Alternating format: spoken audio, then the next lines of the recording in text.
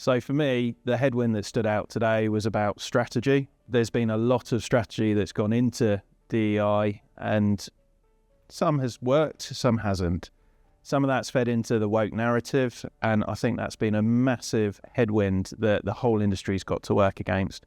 It's huge. We have to really, really try and push back, make sure that we're getting this properly embedded into our culture so that it's part of the business rather than being something that we look at as a separate entity, which may or may not be a policy that's rejected by the rest of the business. The tailwind that stood out is definitely around having support networks in place.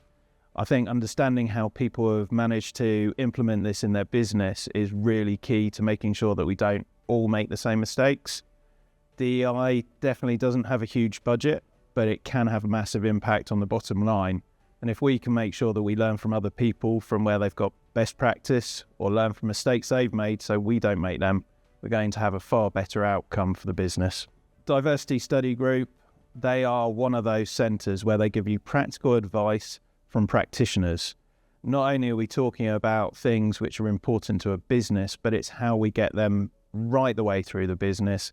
We involve everybody in it, we change the culture, and Diversity Study Group gives you so much more than just the answer through a survey or through a dashboard of data. It's how we understand it, it's how we can develop that, and how we can then implement it.